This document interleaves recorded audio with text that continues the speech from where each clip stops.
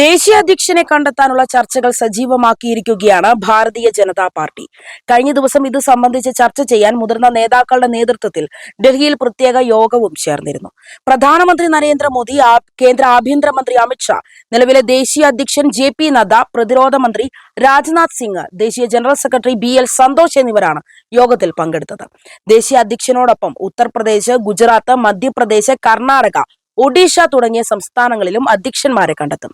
നിലവിൽ 14 സംസ്ഥാന അധ്യക്ഷന്മാരെയാണ് പുതുതായിട്ട് നിയോഗിച്ചിരിക്കുന്നത്. ദേശീയ അധ്യക്ഷ തെരഞ്ഞെടുപ്പിന് മുൻപ് 19 സംസ്ഥാനങ്ങളിൽ സംസ്ഥാന അധ്യക്ഷന്മാർക്ക് വേണ്ടിയുള്ള തെരഞ്ഞെടുപ്പും നടക്കും. ഇത് പൂർത്തിയാകുന്നതോടെ ദേശീയ അധ്യക്ഷനെ കണ്ടെത്താനുള്ള തെരഞ്ഞെടുപ്പ് ഒരുക്കങ്ങളിലേക്ക് കടക്കുകയും ചെയ്യും. ഈ മാസം അവസാനമോ അല്ലെങ്കിൽ അടുത്ത മാസം ആദ്യമോ അധ്യക്ഷനെ കണ്ടെത്തിയേക്കുമെന്നാണ് സൂചനകൾ. നിലവിൽ 14 സംസ്ഥാന അധ്യക്ഷന്മാരെയാണ് പുതുതായി നിയോഗിച്ചിരിക്കുന്നത്. നദ്ദയുടെ പകരക്കാരനായി ആരായിരിക്കും എത്തുക എന്ന ആകാംക്ഷയും നിലനിൽക്കുകയാണ്. 2020 നദ്ദ അധ്യക്ഷനായത്. 3 വർഷമാണ് അധ്യക്ഷന്റെ കാലാവധി.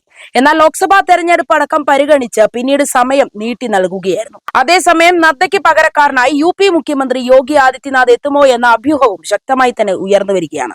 കഴിഞ്ഞ ദിവസം BJP നേതൃത്വവും RSSും നടത്തിയ ചർച്ചകളിൽ അദ്ദേഹത്തിന്റെ പേരിലും ഇടം പിടിച്ചിരുന്നു. ലോക്സഭാ തെരഞ്ഞെടുപ്പിന് ശേഷം BJPയുടെ തീരുമാനങ്ങളിൽ RSS വലിയ സ്വാധീനം തന്നെ ചെലുത്തുന്നുണ്ട്. അതുകൊണ്ട് തന്നെ യോഗി എന്ന നിർദ്ദേശത്തിൽ RSS ഉറച്ചു നിൽക്കുകയാണെങ്കിൽ അത് അംഗീകരിക്കപ്പെട്ടേക്കാം എന്നാണ് വിലയിരുത്തപ്പെടുന്നത്. യോഗി അല്ലെങ്കിൽ മധ്യപ്രദേശ് മുൻ മുഖ്യമന്ത്രി ശിവരാജ് സിംഗ് ചൗഹാന്റെ പേരും പരിഗണിക്കപ്പെട്ടേക്കും. RSSന്റെ ഗുഡ് ലിസ്റ്റിൽ ഇടം പിടിച്ച നേതാവാണ് ശിവരാജ് ചൗഹാൻ. ദക്ഷിണേന്ത്യയിൽ നിന്നുള്ള നേതാവിനെ അധ്യക്ഷനാക്കണമെന്ന ആവശ്യം BJPയിൽ ശക്തമായി തന്നെ ഉയർന്നു വരികയാണ്. കിണഞ്ഞു പരിശ്രമിച്ചിട്ടും പിടികിട്ടാത്ത ദക്ഷിണേന്ത്യൻ മണ്ണിൽ സ്വാധീനമുണ്ടാക്കാൻ ഇത് സാധിക്കുമെന്നാണ് ഒരു വിഭാഗത്തിന്റെ കണക്കുകൂട്ടൽ. BJP എന്നത് ഉത്തരേന്ത്യൻ പാർട്ടിയാണ് എന്നുള്ള DMK നേതാവ് MK സ്റ്റാലിന്റെ വിമർശനങ്ങളെയെല്ലാം മറികടക്കാൻ ഇത് സഹായിക്കുമെന്നും നേതൃത്വം കരുതുന്നുണ്ട്. മുൻപ് ദക്ഷിണേഷ്യയിൽ നിന്ന് BJPക്ക് ദേശീയ അധ്യക്ഷൻ ഉണ്ടായിട്ടുണ്ട്. M. വെങ്കയ്യ നായിഡു, ജനകൃഷ്ണമൂർത്തി, ബംഗാര ലക്ഷ്മൺ എന്നിവരാണ് അധ്യക്ഷ പദം വഹിച്ച ദക്ഷിണേന്ത്യൻ നേതാക്കൾ. എന്നാൽ കാര്യമായ ചലനങ്ങൾ ഉണ്ടാക്കാൻ ഇവർക്ക് സാധിച്ചിരുന്നില്ല. അതേസമയം ഒരു വനിതാ നേതാവിനെ BJPയുടെ ദേശീയ അധ്യക്ഷനാക്കി ഞെട്ടിക്കാനുള്ള സാധ്യതയും ചർച്ചയാവുകയാണ്. പാർട്ടിയിൽ ആദ്യ വനിതാ അധ്യക്ഷയെ നിയമിക്കുന്നത് വലിയ ബൂസ്റ്റ് ആകുമെന്നാണ് കണക്കാക്കപ്പെടുന്നത്. രാജ്യ തലസ്ഥാനത്ത് വനിതാ മുഖ്യമന്ത്രിയെ നിയമിച്ചുകൊണ്ടുള്ള BJPയുടെ നീക്കം വലിയ ചർച്ചകൾക്ക് വഴിവെച്ചിരുന്നു.